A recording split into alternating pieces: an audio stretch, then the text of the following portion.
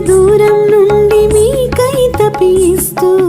ఒక్కసారి మిమ్ము చూసి వందనము చేయాలని అల్లంత దూరం నుండి మీకై తపిస్తూ ఒక్కసారి మిమ్ము చూసి